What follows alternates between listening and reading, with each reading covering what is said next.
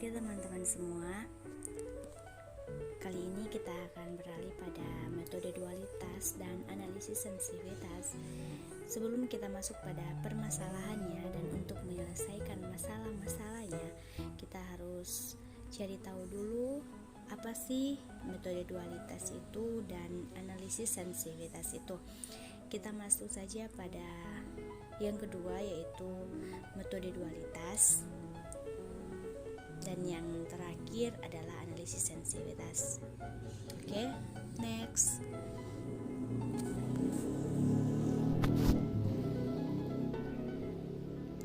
Jadi, pengertian dualitas merupakan salah satu konsep program linear yang penting dan menarik ditinjau dari segi teori dan praktisnya.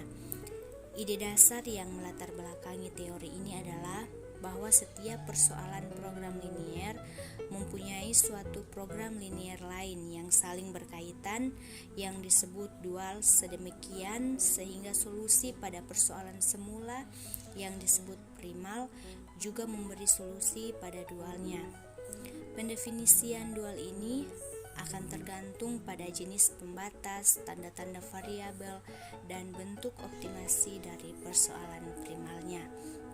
Selanjutnya kita masuk pada kasus dan atau permasalahannya. Di situ ada kasus, itu perusahaan sepatu Pratama membuat dua macam sepatu.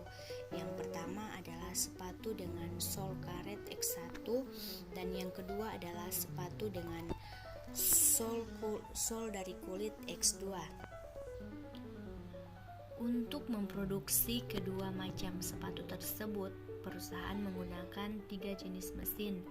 Mesin 1 khusus untuk membuat sepatu karet dengan kapasitas maksimum 8 jam. Mesin 2 khusus untuk membuat sepatu kulit dengan kapasitas maksimum 15 jam. Sedangkan mesin 3 khusus untuk assemblin kedua macam sepatu tersebut dengan kapasitas maksimum 30 jam. Setiap lusin X1 mula-mula dikerjakan oleh mesin 1 selama 2 jam dan selanjutnya menuju mesin 3 selama 6 jam. Sedangkan X2 dikerjakan oleh mesin 2 selama 3 jam dan langsung ke mesin 3 selama 5 jam.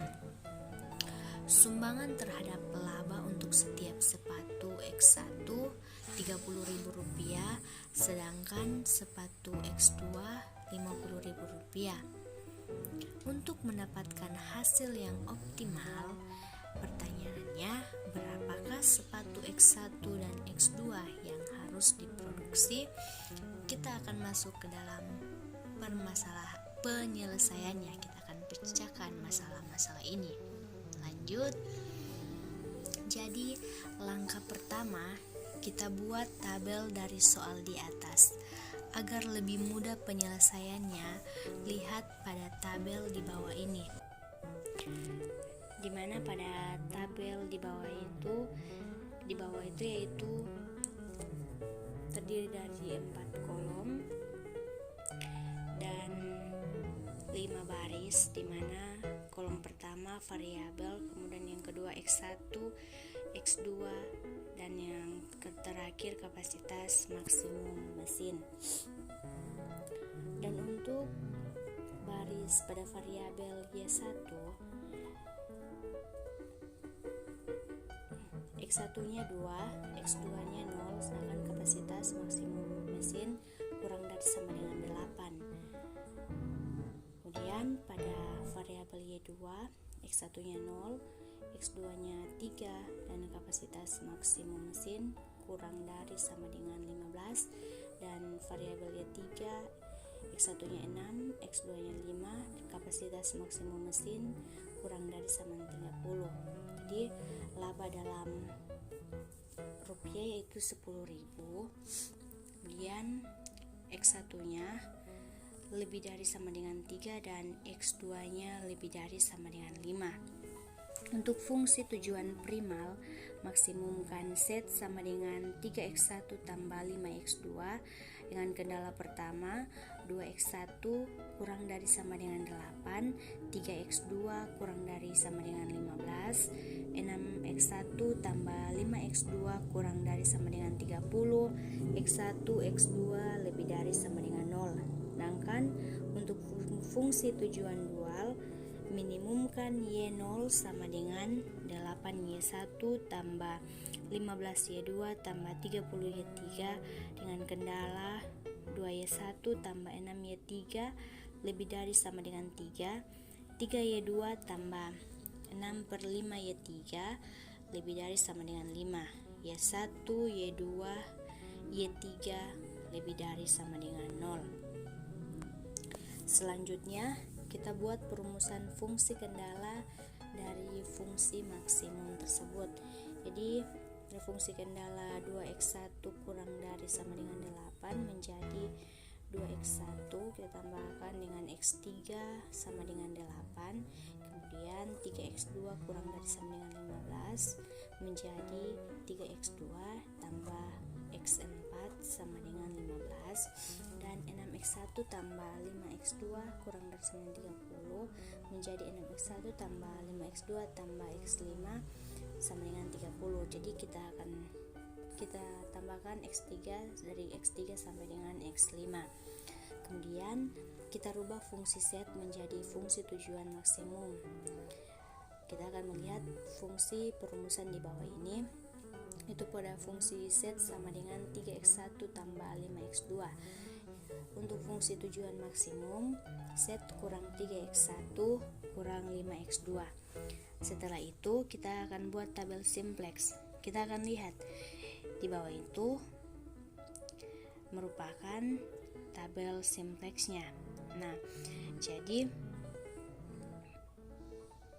untuk membuat tabel simplexnya, kita akan menentukan kolom pivot dengan cara kita lihat nilai negatif terbesar pada basis set, yaitu pada kolom X2 yang bernilai min 5. Pada kolom X2, baris pertama set pada posisi yang ketiga itu ada bernilai min 5. Kemudian tentukan baris pivot dengan cara kita lihat hasil nilai LR per cat sama dengan NK per kolom pivot X2, yaitu 8 per 0, 15 per 3, dan 30 per 5 sama dengan 6. Jadi karena 5 adalah indeks terkecil dari 6 pada baris S2, jadikan baris kunci pivot dengan 3 sebagai pivotnya. Kemudian kita merubah nilai baris kunci pivot. S2 sama dengan 0 per 3 sama dengan 0, 3 per 3 sama dengan 1, 0 per 3 sama dengan 0, 1/3, 0 per 3 sama dengan 0, dan 15 per 3 sama dengan 5. Nah, lalu kita akan menghitung baris ke satu set.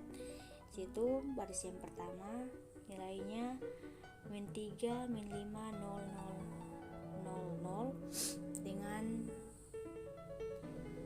baris yang keduanya yaitu elemen baru itu 0, 1, 0, 1/3, 0, dan 5 dikali dengan min 5. Jadi min 5 itu merupakan koefisien. Untuk mencari hasilnya di bawah ini, kita akan untuk rumus mencarinya yaitu kita akan mengkalikan koefisien dengan elemen barunya, kemudian kita akan kurangi dengan elemen lamanya pada baris yang pertama, yaitu min 5 dikali dengan 0, kemudian hasilnya kan 0, kita turunkan saja, kita kurang min 3, kemudian selanjutnya sampai dengan seterusnya. Cara mencarinya seperti itu. Nah, untuk mencari baris kedua dan yang keempat sama saja. Setelah itu kita masukkan hasil perhitungan di atas ke dalam tabel simplex. Kita lihat tabel seperti pada yang di bawah ini. Jadi tabel simplex di situ itu belum optimal.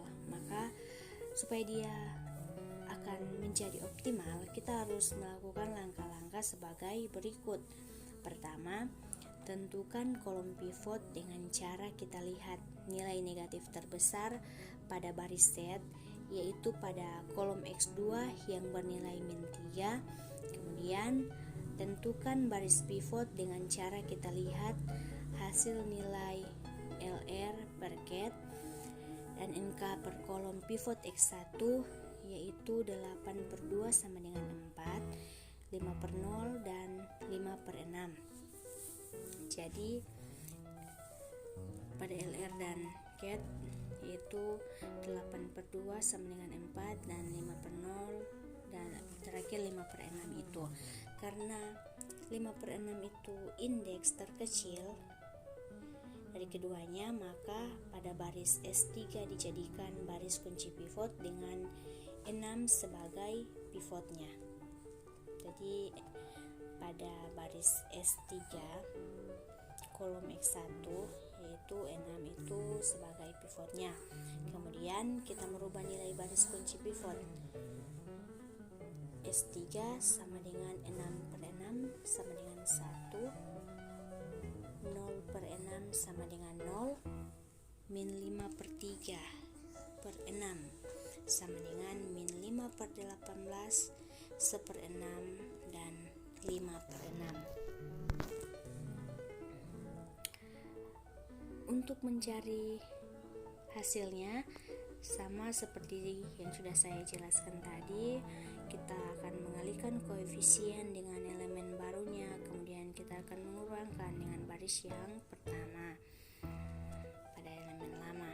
Jadi hasilnya akan jadi seperti yang sudah teman-teman lihat sini. Jadi untuk menghitungnya kita tidak boleh salah hitung dan harus menghitungnya dengan teliti dan memperhatikan rumusnya. Setelah itu kita akan masukkan hasil perhitungan yang tadi itu ke dalam tabel simplex.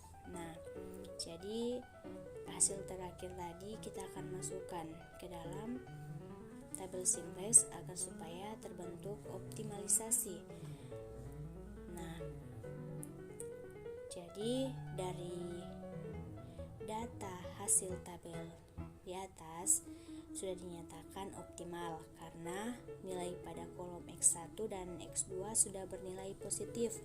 Oleh karena itu, kita bisa lanjutkan ke proses dualitas dengan cara di bawah ini. Kita akan mencari proses dualitasnya. Pertama, kita masukkan nilai solusi optimal simplexnya, yaitu X1 sama dengan 5/6, X2 sama dengan 5, laba pada laba 27 1/2. Kemudian dengan cara yang sama, masukkan solusi optimal masalah dualnya. Y1 sama dengan 0, Y2 sama dengan 5/6, Y3 sama dengan 1/2. Terakhir, kita masukkan perumusan fungsi tujuan dual minimalkan Y. Jadi sama dengan 8Y1 tambah 15Y2 tambah 30Y3 sama dengan 8, karena Y1 0 kita kali dengan 0, kemudian 15 Y2 nya 5/6 tambah 30 kali dengan Y3 nya 1/2, maka hasilnya menjadi 27 1/2. Jadi nilai ini sama dengan yang dihasilkan dari fungsi tujuan primal pada simplex sebelumnya.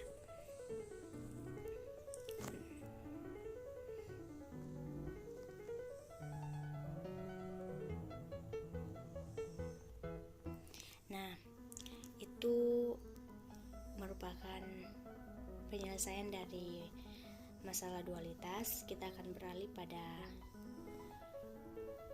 permasalahan analisis sensitivitas. Kita akan next.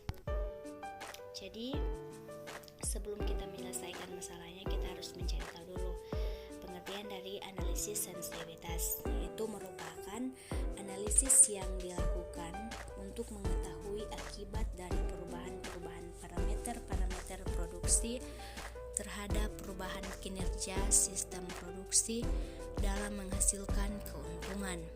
Dengan melakukan analisis sensitivitas, maka akibat yang mungkin terjadi dari perubahan-perubahan tersebut dapat diketahui dan diantisipasi sebelumnya. Di sini ada tabel primal dual. Jadi teman-teman jika ingin mencari tahu atau ingin mengetahui mengenai perbedaan atau persamaan tabel primal dan dualnya, yaitu teman-teman bisa mencarinya atau men-searchnya di Google, karena di sana banyak sekali untuk tabel primal dan dual. Perbedaannya itu seperti apa dijelaskan di sana ataupun di buku-buku sumber-sumber lainnya. Nah, kita langsung next saja ya. Nah, manfaat utama menghindari perhitungan ulang yang dapat terjadi bila ternyata terjadi perubahan-perubahan pada masalah awal, seperti perubahan 1. Perubahan pada nilai kanan fungsi batasan, 2. Perubahan pada koefisien fungsi tujuan, 3. Penambahan variabel baru, 4. Penambahan batasan baru, 5. Perubahan pada koefisien yang menunjukkan beberapa bagian kapasitas sumber yang dikonsumsi oleh satu satuan kegiatan, 6. Perubahan-perubahan tersebut akan mengakibatkan salah satu di bawah ini, yaitu penyelesaian optimal tidak berubah, kemudian variabel-variabel dasar mengalami perubahan, tapi nilainya tetap sama. Untuk kaidah primal dual, yang pertama kaidah 1, pada setiap literasi dalam simplex, baik primal maupun dual, matriks yang berisi variabel-variabel atau disebut starting point ini tidak termasuk baris tujuan dapat dipakai untuk menghitung koefisien-koefisien baris tujuan yang berhubungan dengan matriks tersebut. Nah, di sini ada tabel simplex. Sudah dari penyelesaian dualitas tadi kita bawa ke analisis sensitivitas. Maka untuk koefisien fungsi tujuan, dia nilainya yaitu 0, 5, dan 3 pada matriks 1, 0, 0, 5/9, sepertiga, min 5/18, kemudian min sepertiga, 0, dan 1/6. Nilai matriks ini didapat dari kolom X3 sampai dengan X5 dan ada baris dimulai dari baris X3 dan berakhir di baris X1. Dan kita akan perhatikan baris 1 pada tabel optimal, yaitu hasilnya 0, 5/6, dan 1/2. Untuk kaidah 2, pada setiap literasi dalam simplex baik primal maupun dual dinilai kanan, kecuali untuk baris tujuan dapat dihitung dengan mengalihkan matriks yang dimaksud dengan kaidah 1 dengan vektor kolom yang berisi nilai kanan dari fungsi batasan mula-mula. Jadi kita akan mengalihkan matriks yang tadi, yang posisi kanannya kita akan menggantikan. Jadi dia sudah berubah jadi min sepertiga, 0, dan 1/6. Dan kita akan kalikan matriks yang berorder 3x3 itu kita akan kalikan dengan matriks 8, 15, dan 30. Hasilnya akan menjadi matriks 6, sepertiga, 5, 5/6. Perubahan pada fungsi tujuan, misalkan kontribusi laba persatuan produk menjadi X1 Rp40.000 dan X2 Rp60.000, maka output optimal yang baru adalah jadi yang keluar, nilai yang keluar optimal yang baru yang keluar yaitu adalah pertama 054 dengan matriks 100, 5/9, sepertiga, 5/18. Kita bawa matriks di atas tadi ke bawah dan min sepertiga, 0, 1/6. Jadi matriks di atas kita bawa ke bawah, pada kita sudah mengalihkannya seperti yang sudah kita jelaskan tadi, dan hasilnya menjadi 0, 8/9, dan 2/3. Jadi perubahan koefisien teknis fungsi tujuan, misalnya dengan contoh dual, kita meminimumkan set sama dengan 60.000 Y1 tambah 75.000 Y2 tambah 45.000 Y3 pada batasan-batasan 4Y1 tambah 4Y2 tambah 2Y3 lebih dari sama dengan 30, 5Y1 tambah 6Y2 tambah 5Y3 lebih dari sama dengan 40, 6Y1 tambah 8Y2 tambah 5Y3 lebih dari sama dengan 60, Y1, Y2, Y3 lebih dari sama dengan 0. Misalkan terjadi perubahan koefisien teknis pada X2, itu batasan 2 didualnya dari matriks 5, 6, 5 akan menjadi matriks 3, 4, 6. Maka fungsi batasan 2 dualnya menjadi